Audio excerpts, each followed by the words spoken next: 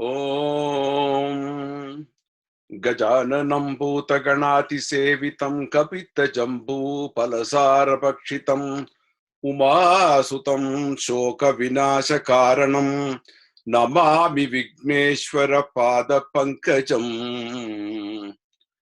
Gurur Brahma Gurur Vishnu Gurur Devo Maheshwaraha Guru Sakshat Parabrahma Tasmai Sri Gurave Namaha Sadashiva Samarambam Sankaracharya Madhyamam Asmat Acharya Paryantam Vande Guru Paramparam Vasudeva Sutam Devam Kamsa Chanuramardanam Devaki Paramanandam Krishnam Vande Jagadgurum. Welcome to SanGita Session number 12. We are ending the year on a very good note. And today we are going to be reviewing chapter 2 from verse 55. As usual, let me give you a quick review of session 11, which we had last week. We continued with chapter 2 in that session, and we studied verses from 47 to 54, in which Lord Krishna explains yoga and the qualities of a karma yogi. He also tells about the stages of progress and the impact of karma yoga, what we can benefit from it. At the end of his preaching, Arjuna asks a question. And in this session today, Bhagavan answers that question. It starts from verse 55. And this answer is an important one because the question which Arjuna asked is also a question from many of us. So Krishna in this session explains the characteristics of a person with steady wisdom. And he also explains how does a karma yogi behave under different situations or circumstances. So that is going to be the overview, but let me also give you a short introduction before that. We have really 4 types of people. The first type, you can say, are those people who are saying that I am okay, but you are not. You are not okay. Now that is one type of people. There are a second set of people who say, I am not okay, but you are okay. When they don't have confidence in themselves, but they have great confidence in the other person. The third one believes that I am okay, you are also okay. It means they give the respect to the other person and they know that we have mutual respect and we think that both know. The last category, perhaps the most dangerous, I am not okay, you are also not okay. Absolutely negative-minded people who neither have confidence in themselves nor have confidence in others. We are trying to reach a situation where we feel I am okay, you are also okay. That is the kind of situation we want to be in. Arjuna in this case feels that he is not okay but he has so much of trust in Bhagavan that he is wanting to learn from him and become okay. So Arjuna's question is basically to know what is the difference between an ordinary person and a person of steady wisdom. Is there any benefit in listening to Gita? Why should one go through Karma Yoga to attain wisdom? These are some of the questions that Arjuna has got in mind. Every day we face a variety of stress from various sources for people working anywhere in the world, both internal sources as well as external sources. First, waking up early in winter, especially in Chicago, itself is very tough, and so must be in the UK too. The weather is terribly cold, and my wife is not feeling well. The kids are having running nose. Son can't find his socks. The microwave conked out. Garage door doesn't open. All these problems, they start. Occasions when you find you've forgotten the wallet. You reach the office, the boss is not in a good mood. The unexpected turns in work. Our emotional strength gets tested every moment. And some people are so inflexible, they have such rigid attitude that they are not able to face it. They break down. In fact, some people even commit suicide. You hear of it so many places. So what we really need is enormous mental strength to face such situations calmly and lead a very happy life despite all the stresses that we have. That is exactly what we are looking for.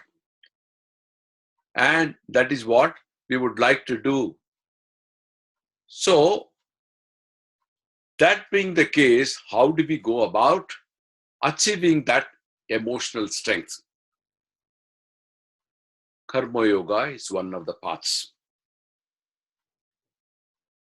And the path has certain stages, like getting qualified, Jnana Yogyata as they call it, to start the study. Later move through the study of scriptures, very, very ancient and very wisely composed, preferably guided by a guru, and eventually convert their intellectual knowledge into emotional strength. That is the kind of stage we go through. And in this verse, which we're going to start, 55, Lord Krishna answers Arjuna's question and clarifies the traits of a person with a steady mind. So let's go to the next verse here.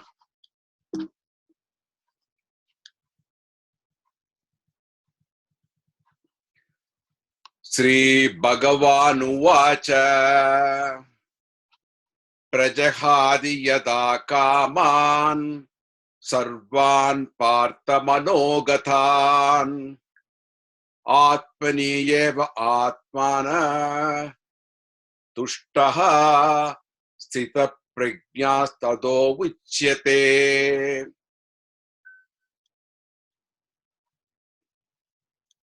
Prajahati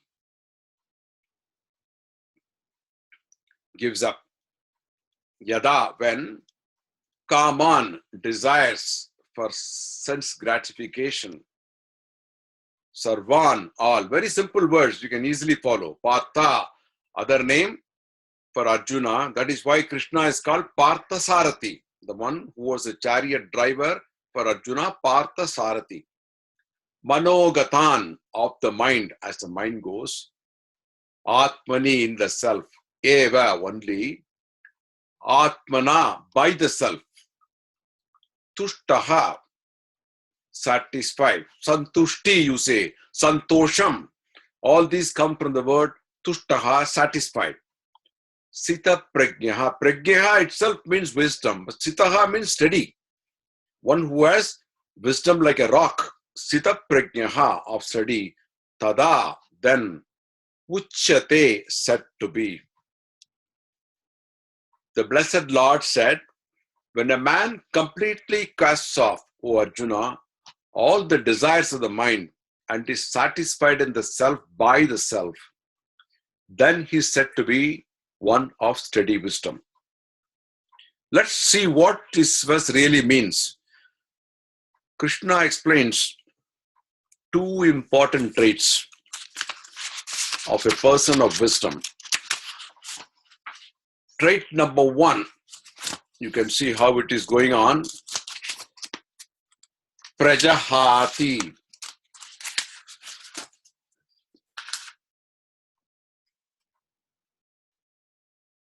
Gives up. What does he give up?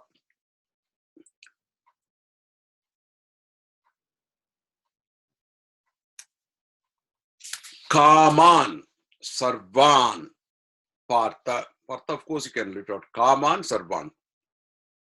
Renunciation of all desires and expectations.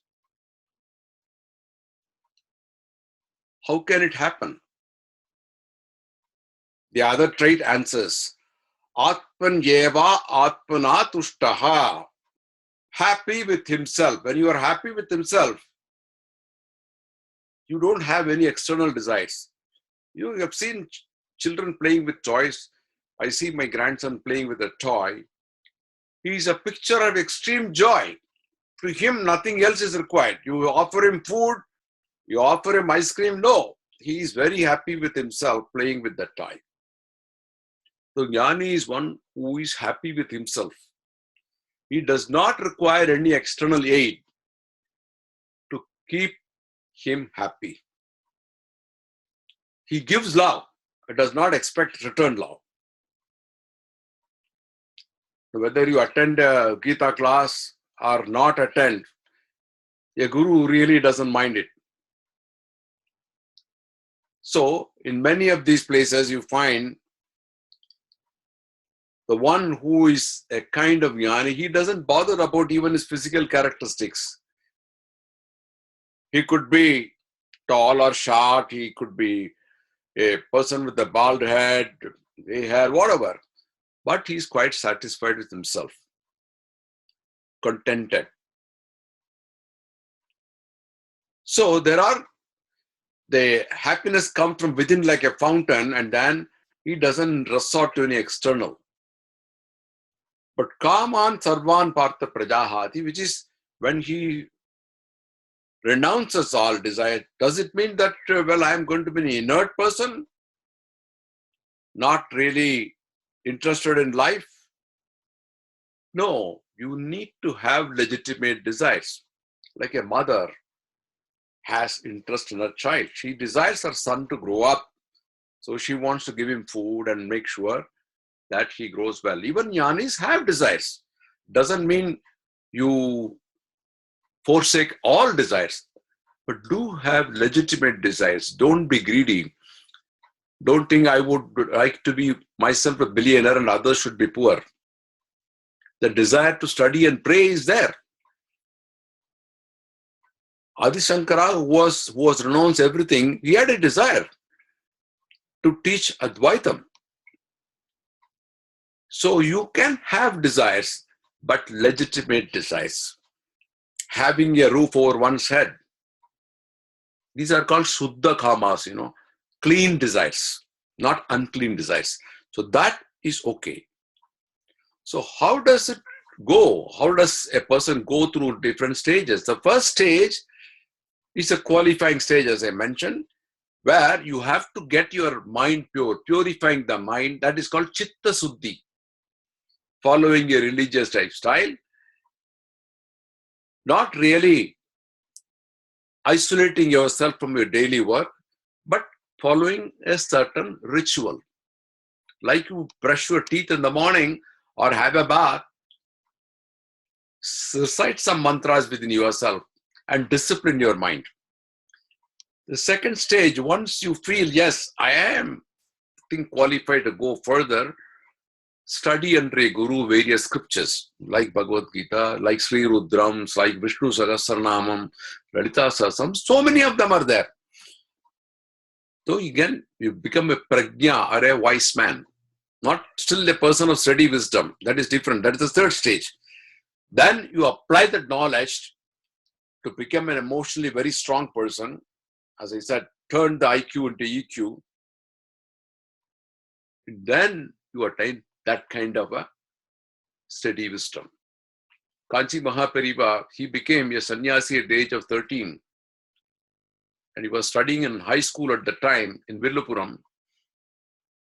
And after he became Sankaracharya, he was invited by the very same school, which was a Christian mission school, to visit the school. And his parents were there in Villupuram. He went and addressed the school students, but never visited his home. He didn't see his parents. That was a person of steady wisdom. So much. So he kind of insulates himself from all emotional disturbances, including anger, jealousy, greed, and other factors. So this is what is important. I'll tell you a small story. One person who said, I'm going to become a Sita Prajna, took sannyasam and went away. He was a person who used to get very angry at work with all the subordinates. And one of the subordinates came to him after he became a sannyasi and he said, sir, you are like a lion roaring in the office. But no, I can't believe it. You are such a soft man. So becoming such a person, you must have given up anger. And he said, yes, of course I've given up anger. I really can't believe it, sir. It is so difficult in the work. Even if somebody comes late, you will bark at him. Now you are sitting like a sannyasi. I can't believe it. I told you I have given up anger. And that person kept on asking the same thing, expressing doubt. Are you really free from anger? And then the sannyasi, he barked at him. I told you so many times, you don't believe me. And that is the kind of sannyasis you have who have not really renounced many things. So even under extreme provocation, that person remains calm. That is the kind of quality which is reflected in this verse 55. Going further, 56. Dukkeshva anudvignamana sukeshu vigadaspruhaha vitaraga bhayakrodaha sthitadir munir uchyate. How does a person of steady wisdom respond to different situations? What situations? Dukkeshu, in adversity.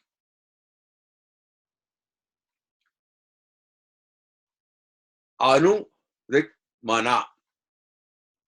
There is a sandhi there. Na udvigrama manaha. Manaha, of course, is mind, you all know. Na udvigrama is not shaken. Not shaken or distressed in mind. Na udvigna manaha. Sukeshu. Sukham is, happiness. Sukeshu, in pleasures. Sukeshu, in pleasures. Vigada sprihaha. Again a sandhi. Vigada plus sprihaha. Vigada plus sprihaha. Vigada is gone. From the root gam, to go. Vigada is gone. Spriha is the desire. Vigada spriha. Gone plus to desire. Vita raga bhaya krodaha. Again, there is a sandhi here. Vitaha plus ragaha cha bhayam cha krodaha. Vita means free from. Ragaha is attachment. Bhayam, you know, is fear. And Krodhaha is anger. Sthitadehi, if of steady wisdom. Munihi, Munihi is sage. Actually, it's coming from the root Maunam. Maunam and Muni, one who is silent, watching things, but does not get impacted. Munihi. Uchyate is called. He whose mind is not shaken by adversity, who does not hanker after pleasure, and who is free from attachment, fear, and anger, is called a sage of steady wisdom.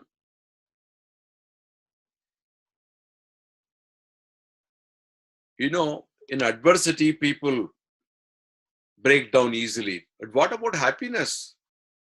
Does it also affect? Yes, it does.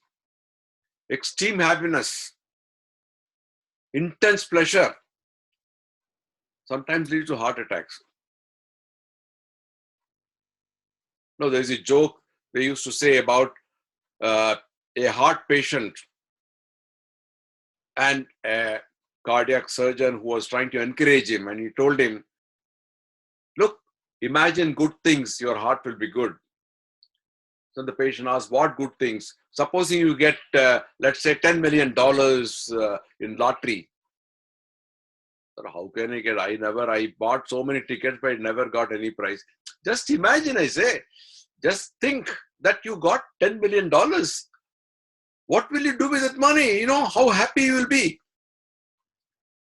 Sir, if it really happens and I get 10 million, I will give you 5 million, he told the doctor. And the doctor had a heart attack. Extreme happiness. He couldn't stand the shock of receiving $5 million. So extreme, that is why you have tears coming out in happiness too. So here, raga, attachment, depends upon really others. Our attachment to many things. I always say, and I used to teach management, a manager always has two fears about the subordinate. One is a subordinate may not do the work he is assigned to, and the boss takes the responsibility. That is one fear. The second fear he has got, which he doesn't tell, is that boss may think that the subordinate may do the job too well. If he does too well, what happens? The boss's boss notices him. Here is a young fellow who is doing extremely good work. Why not promote him? And he gets promoted above the boss. It has happened. One of my colleagues, it happened, he recruited a person. And that person became so smart that he became the boss of the recruiter. And he felt so hurt about that incident that my friend resigned his job. So there is always that fear. But there is a solution here. You know, if you go to the temple and you watch the deities, you should know something about what weapons they've got, what are the things they are holding in. And you go to Kamakshi, Pasankusanja Varadabai Astadarim, Pitambarim Kanakamautaka Bhushitangin, Pasam Ankusam. Pasam is the attachment. It's like a rope. She holds it in the right hand. Ankusham. Any female deity, Ambal, you see, Bhuvaneshwari. Pasam, Ankusham. Pasam is the attachment, and Ankusham is the one which controls it. It's like a small spear. You know, a big elephant, a huge elephant, is controlled by a small man with a small Ankusham. And the elephant gets scared of that. You see in circus how a ferocious lion is being controlled by the lion tamer who has got a whip in his hand. He doesn't even whip. He just shows a whip and then makes a noise. And the lion obeys him blindly. So this is the way the transformation it comes in, Pasankushanja Varadabhayastadarim, Pasam Angusham. You have attachment, at the same time you need to have control too. So one who is free from attachments, whose mind is not shaken in adversity and who does not go after pleasures, such a person is called a stage of steady wisdom, Uchyate. Going further, verse 57.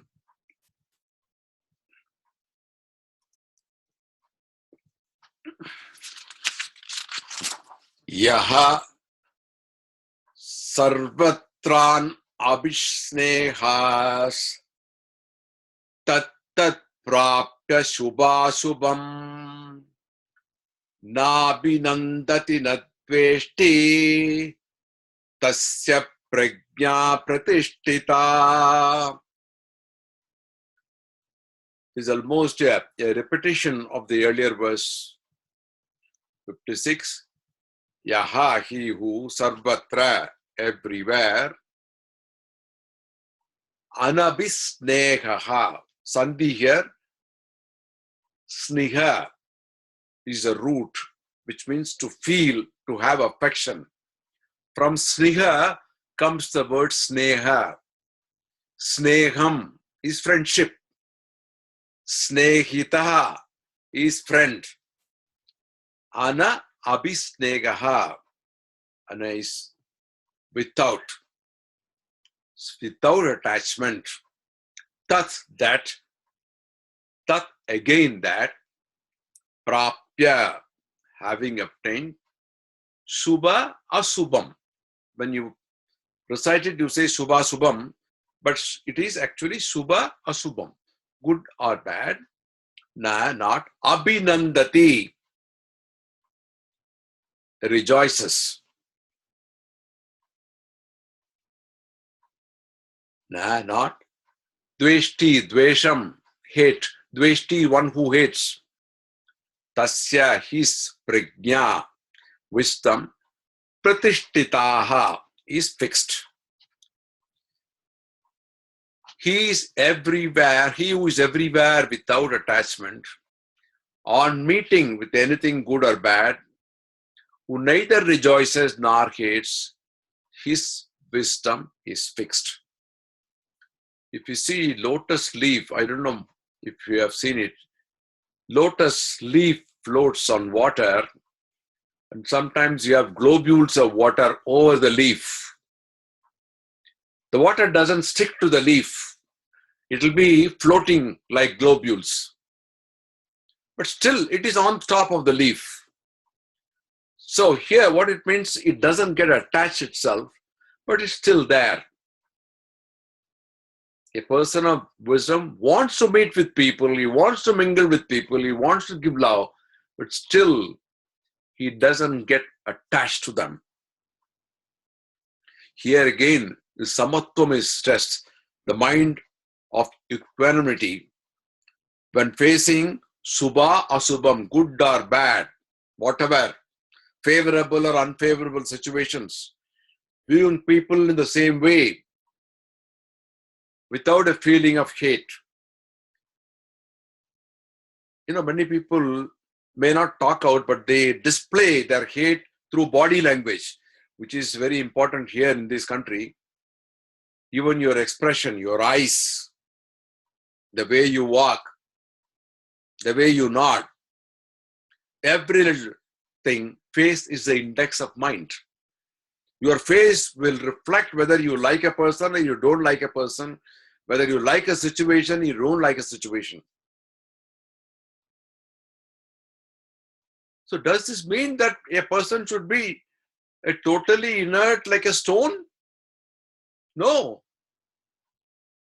Then you might be exploited. This fellow is no good. He cannot talk, he cannot react, or he cannot interact with people, and therefore, let us exploit him. Ramakrishna Paramsa used to give a very nice story about this. There was a snake which was bothering people in a village. It used to bite, and everybody got scared to go anywhere near. So one day, a saint was passing through, And the villagers told him, here we have such a great problem. Don't go near that place, sir.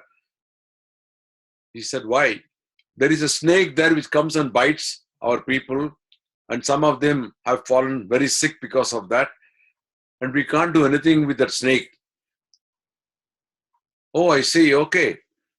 Then he said, I will talk to the snake. I know the language of the snakes. I will talk to them.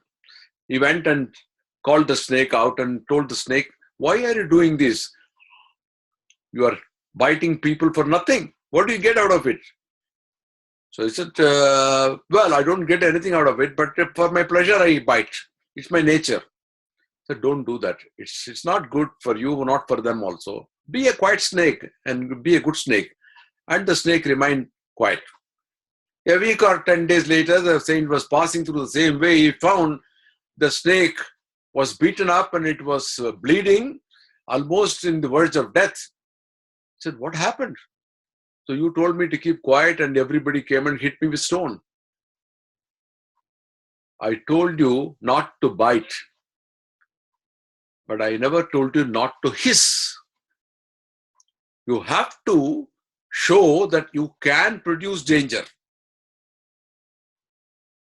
So the same way, you have to show, you have to assert in some cases, but don't go and harm. So in life, there are different options shown by Shastras. Sama, Dana, Beda, Danda, which is followed even by Krishna. He went and talked to Kauravas to build up a approach, give them 5 countries, one for each of them. Duryodhana said, no. All right, give them 5 villages. He said, no. Give them 5 homes. He said, no. Give them 5 small places for them to live, a roof overhead. He said, no. He said, I won't even give them a pin's head of land. Only then he had to go through the other steps.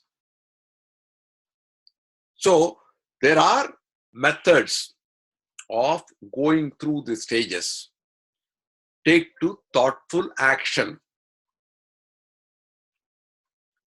So up to this verse, Krishna is talking about the traits of a sthita prajna, a person of steady wisdom. One who has converted his intelligence into emotional strength. From the next text onwards, 58, he will talk about the ways how to really achieve it.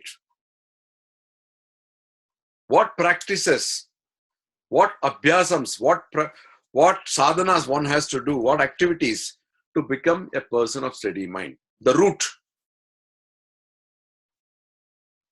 Now, I remember a story of an American visiting a village, and he found there was a lazy man sitting under a tree doing nothing. So the American asked, what are you doing? He said, nothing. Why don't you go and work? He says, why should I work? If you work only, you will get money. So what will you do with money? Oh, you can buy food, you can get a home, and then you can get married. What will you do after that? You can remain happy. Yes, this is exactly what I'm doing now. I'm very happy right now where I am. People are feeding me, I'm okay. So there are many such people, common people, who may seem to be lazy, but who have acquired wisdom only through thinking about themselves. Atma Vicharam, as they call it, or self-introspection, not self-realization, self-introspection. Like Ramana Maharshi of Tiruvannamalai, Paul Brunton went became a Sishya to him. There's a big story about that, how he became a Sishya. You have Sadasiva Brahmendra, whose Samadhi is there in Nerur. Pundalika Varada Hari Vittala in Pandharpur. Tulasidas, Sai Baba of Shirdi. So many people who were just ordinary people who had acquired that self-realization, that status of a jnani. Going further, verse 58. Yada samharase chayam Kurma angani vasarvasaha indriyani indriyate abhyastasya prajna pratishtita yada samharase chayam kurmo anganiva sarvasaha indriyani indriyatebhyas tasya prajna pratishtita.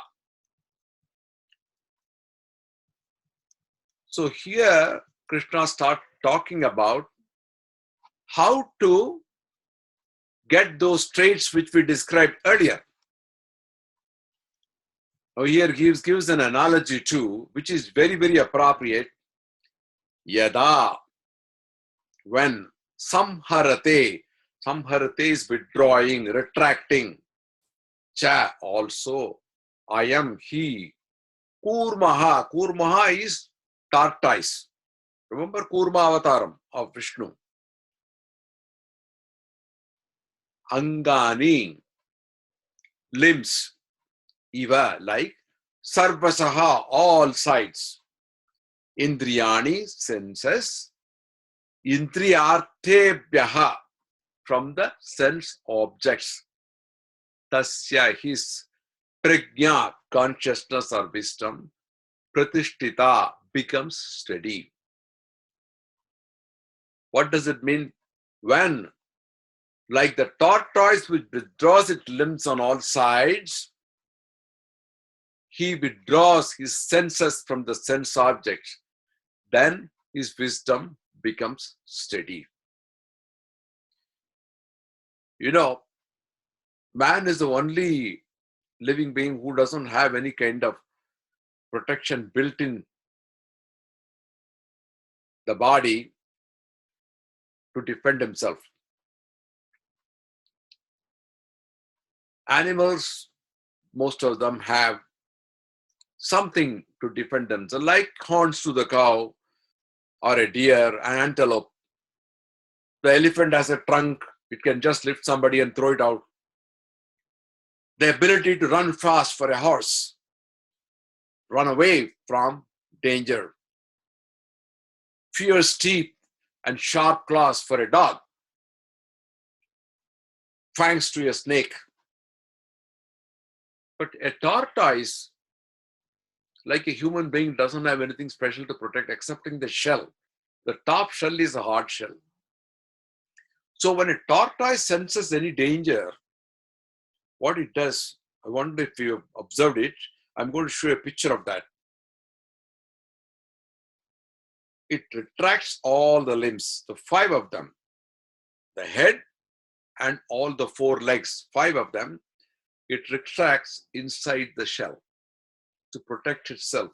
Because shell is hard, even if something falls on it, it can take it. Even if somebody hammers it, it will take it. Somebody pushes it with a spear, it will take it. But it cannot take on the limbs. It will die. For human beings, God has given intelligence and 5 senses.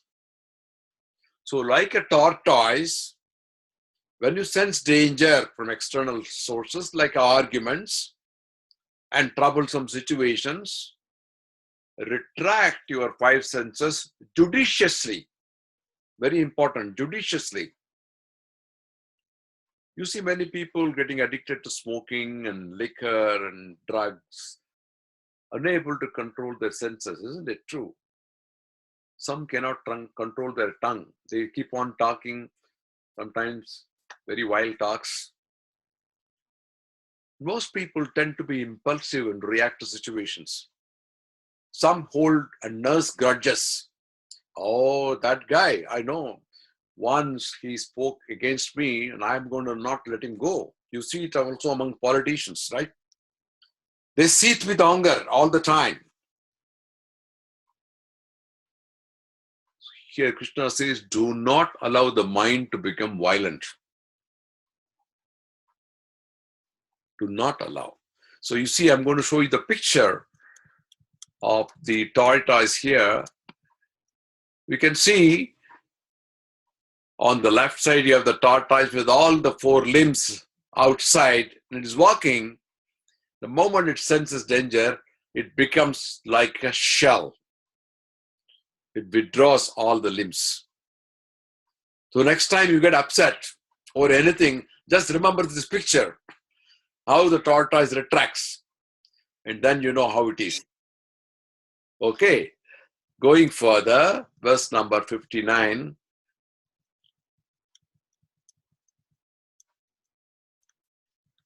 Vishaya vinivartante niraharasya dehinaha rasavarjam rasopyasya param drishtva nivartate.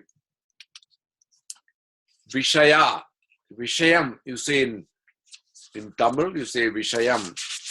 Vishaya, objects for enjoyment.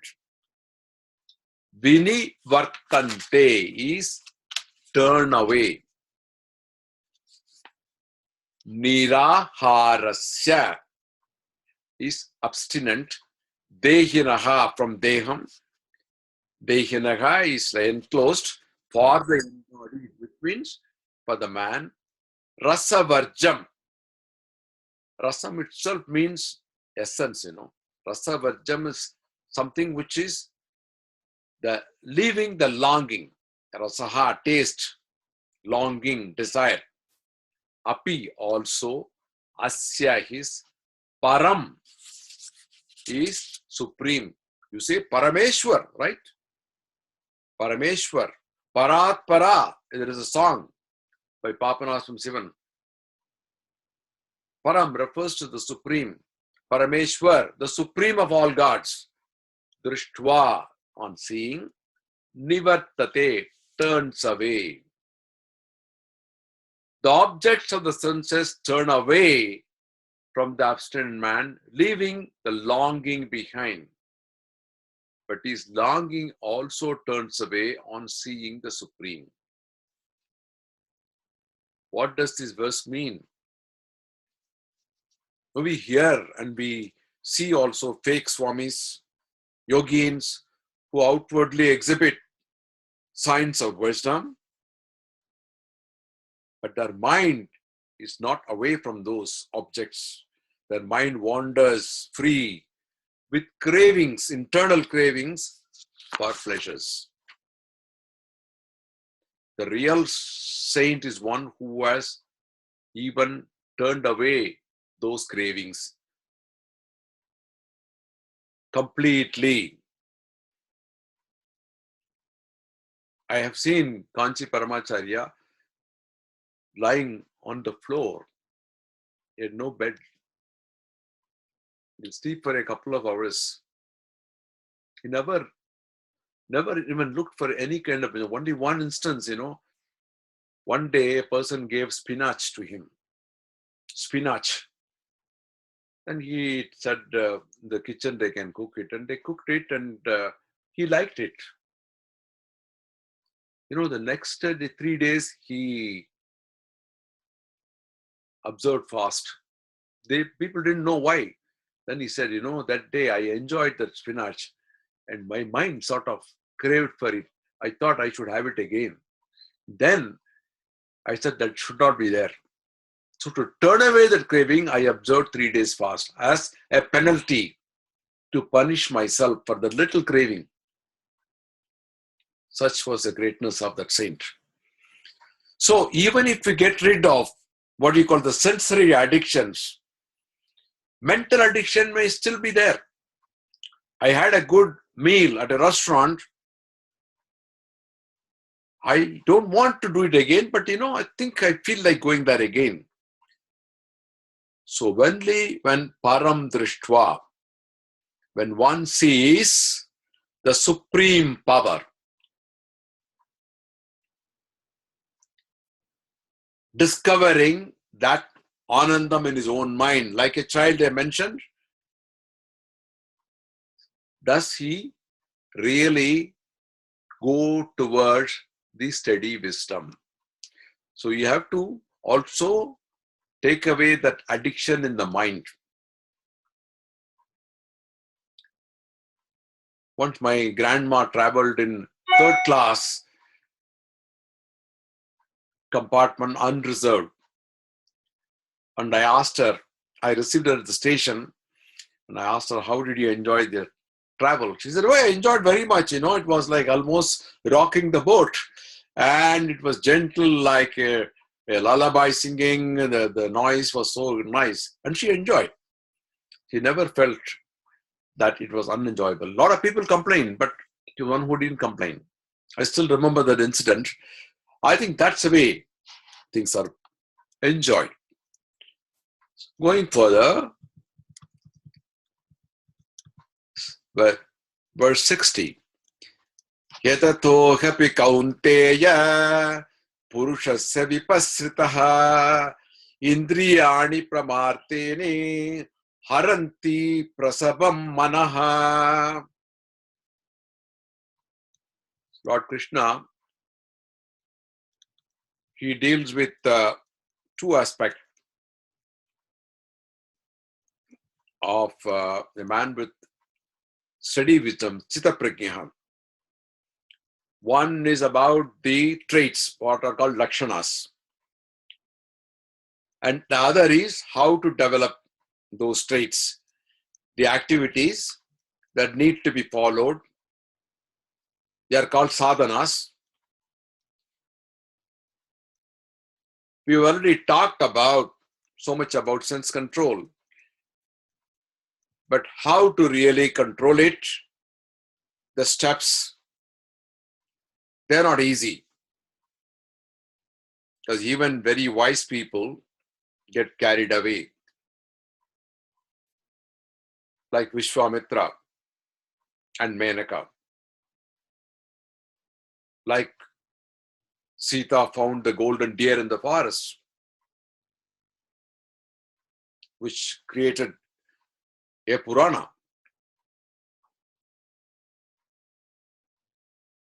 So you have,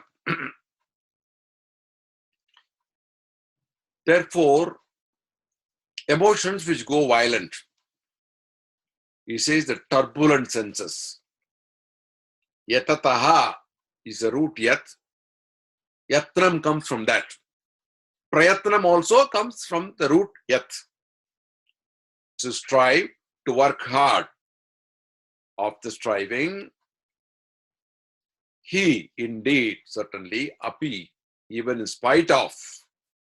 Kaunteya refers to Arjuna here, son of Kunti. Purushasya, of a man. Vipasritaha, of the wise. Indriyani, the senses. Pramatini, turbulent. Haranti, carry away. In Hindi also you say har gaya, right? Defeated. Marathi you say haravla. Carry away. Haraha. To lose. Prasabam. Forcefully, violently. Manaha. The mind.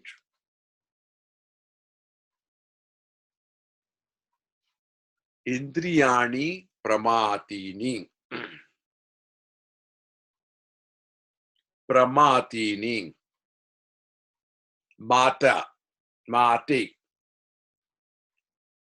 You know what it means? It means churning. In Tamil you call mattu, no? Mattu comes from the word matu. You also have Samudra Mantan, where churning of the ocean took place between the Devas and Asuras. So mate here means churning. Pramatini. Indriyani pramatini means churning the senses turbulently with violence. You want to take butter out, you do the churning so fast. You have machines which do that now. They create a turbulence. So such devices are also called Mata. In fact, there is an industry by the same name. I was going through Google and then they say Mata Industries, making these kind of churners, shaking. Yatato api is, they are very powerful. Very powerful. And the commercial world today exploits that They churn your emotions so violently that you get carried away. You get hit every day with millions of commercials. Even the news, which may be for 1 hour, has more than half an hour of commercials. So they keep on hitting you so that your mind gets into the turbulence. You see, in the morning when you get up, there is a message on the toothpaste. Whiter teeth, enamel protection, and so on. When you watch the news, you are bombarded virtually with thousands of messages every day. Kids get carried away, adults get carried away. So it is very difficult to get rid of the sense organs. You are there. You have to face them. The world will pull you. So what is the advice given by Krishna here? Krishna says, be alert.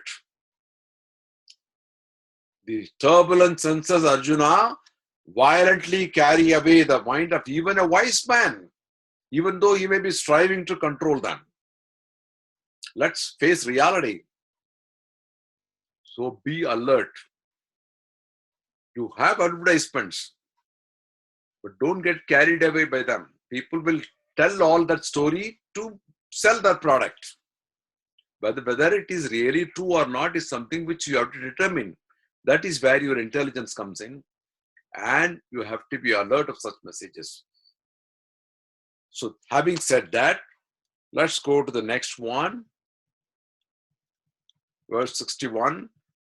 Tani sarvani samyamya yukta asite matparaha vashehi yasya indriyani tasya prajna pratishtita.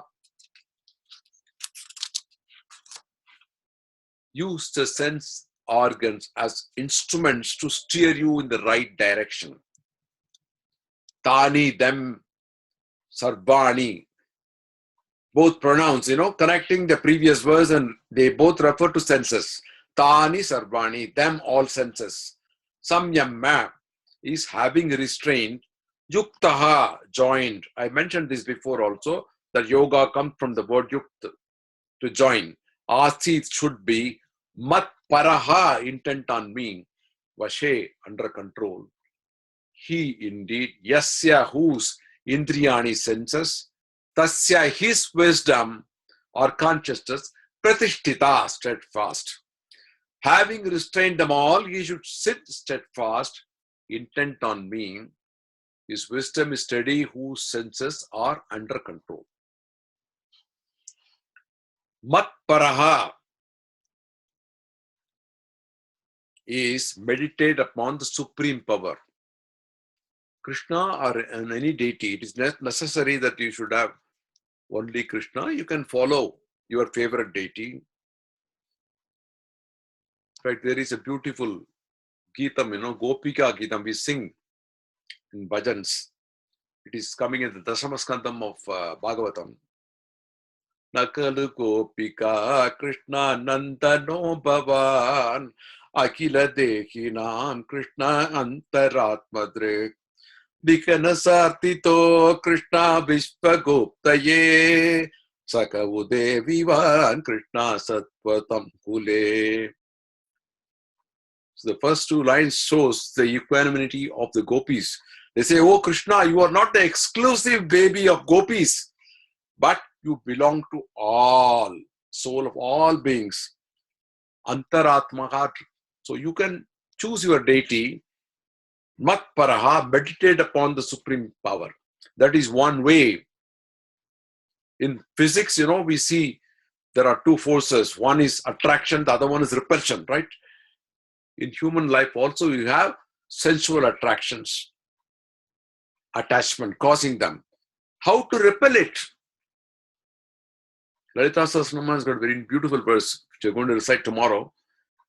Mano rupechu kodanta panchatan matra sayaka ragasvarupya pashadya krota karanga sojvala. Raga is attachment, Angusha is the one that controls, I mentioned before. focusing your mind on the deity, which has both the pasam and ankusam. Not suppress them or kill your emotions, but focus it. Direct them to productive and fruitful work. Step 1, restrain your senses, like the kurma, like the tortoise. 2, meditate upon a deity. If you can't, at least do volunteer somewhere. Your mind goes somewhere else. So you can't think of attachments. You go on a fruitful work, productive work, useful to somebody. You know, there are cautionary signals everywhere to remind, drink responsibly. Smoking is injurious to health. These are all cautionary notes put everywhere. So Gita gives you that cautionary note here.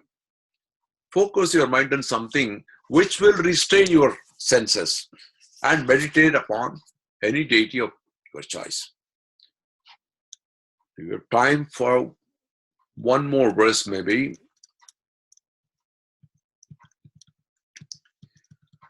Jayato vishayan pumsa sangasteshu upajayate sangat sanjayate kamaha kamat krodo abhijayate. You may control your senses, but the mind, as I said, keeps on wandering. So controlling the mind, it becomes very difficult. And there are many uncontrollable factors which you can't control, even if you control your senses, like the weather outside, the noise in a gathering, repeated commercials coming from the television or elsewhere. If you go to India, there are loudspeakers, in public places which keep on saying something. Bad environment, peer influence in schools, colleges, and workplaces. Your mind keeps wandering. If I were to tell you, try this experiment. When you eat banana, don't think about monkey. Just try it out. Tomorrow you eat banana, you will think of monkey. What you are told not to do, you will think. The mind goes there. When you pick up the banana, you will think, oh, yesterday we heard he said you should not think monkey. So I should not think. And saying that, you will think about monkey. So that is how the mind wavers, it wanders. And it is like a trap. Such instances, Jaye thinks of Vishayan, objects is a plural, objects of the senses. Pumsaha is man, of a man, masculine. Sangaha, attachment, sangam. Teshu, to them, pronoun to Vishayan. Upajayate, upa is going near. Jayate, from the root jana, to be born. Upajayate, arises. Sangat, from the attachment. Sanjayate, is born. Again, the root is jan. Kamaha, the desire. And kamat, from desire. Krodaha, abhijayate. Krodaha is anger. Abhijayate, manifests. The prefixes here, upa, sam, and abhi, they are all indicating progressive increases. Upa is near. Sam, abhi, they are all showing the gradation. Progressive increases about something which is happening, like attachment leads to desire, and desire in turn leads to anger. So when a man thinks of the objects, attachment to them arises. From attachment, desire is born, and from desire, anger arises. So mind let loose leads to a deep desire, a kama, and it becomes a trap. The progression from stray thoughts, that is Vishaya Dhyana, leads to Vishaya Sangha, which is, it takes root firmly. Oh, what about trying one peg of whiskey? A youngster says, it is a stray thought. But then it becomes a firm desire. Then it becomes an addict. It starts as a small spark and then it grows into a flame and rises up. But this karma is not fulfilled, it results in anger. It will eventually result in violence, which is happening. You can see. You see so many places. Chicago, I read yesterday, 2016, there were more than 3,500 shooting incidents. More than 800 people died. So that is what happens. So we don't want that to happen. And therefore, we should be alert. That's a message conveyed by Krishna here. So at this point, we will stop and then we will continue in the next session. So I'm going to unmute you all right now and then we will have any comments or questions. Om Sri Haraye Namaha, Sri Haraye Namaha, Sri Haraye Namaha. I've unmuted all of you.